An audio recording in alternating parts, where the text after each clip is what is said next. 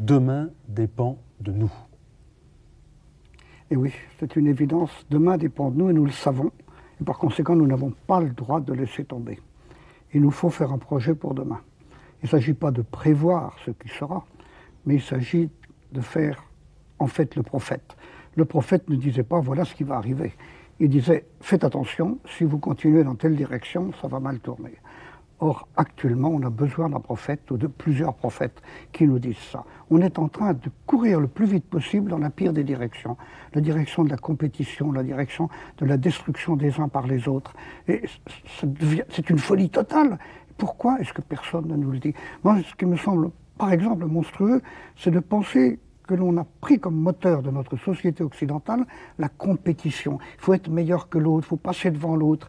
Mais songeons à ce que on évoquait tout à l'heure, pour devenir moi, j'ai besoin du regard de l'autre. J'ai besoin de tisser des liens avec lui. Dès que je suis en compétition avec lui, je ne tisse plus de liens. Et par conséquent, je suis en train de me suicider. C'est ça qu'on devrait nous dire. Toute compétition est un suicide. C'est vrai, mais est-ce qu'il y aurait eu un Albert Jacquard sans compétition? Oh oui, il n'y aurait pas eu de polytechnicien.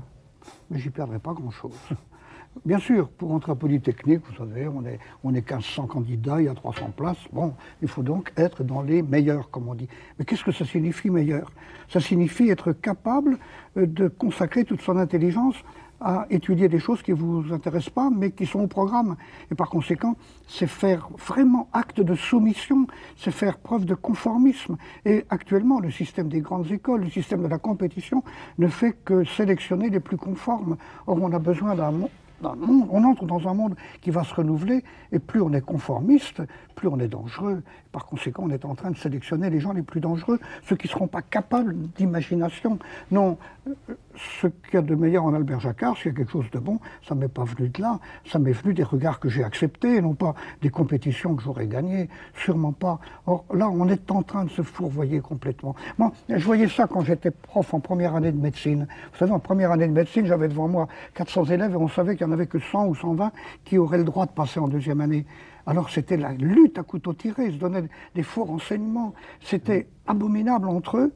On était en train d'en faire des tueurs. Eh bien, préparer des futurs médecins en leur donnant une mentalité de tueur, il y a quelque chose de pourri là-dedans. Non, c'est pas sérieux. Je crois qu'il nous faut extirper la notion de compétition de toute la société, et en particulier du système éducatif. Le pire de tout, c'est d'avoir fait des écoles des lieux où on est en compétition les uns contre les autres. C'est la fameuse phrase de Bachelard, en fait. La fameuse phrase de Bachelard que j'ai répétée à plusieurs reprises. Il faut mettre la société au service de l'école et pas l'école au service de la société. Et justement, c'est en mettant l'école au service de la société qu'on organise la sélection entre les enfants, et donc la compétition. C'est pas sérieux. Il nous faut dire on est au service d'intelligences qui sont en train de se construire, et par conséquent, il faut les aider autant que l'on peut, mais surtout pas en leur disant tu vas être plus intelligent qu'un autre, c'est complètement absurde, ou tu vas être non, tu vas te construire grâce aux autres.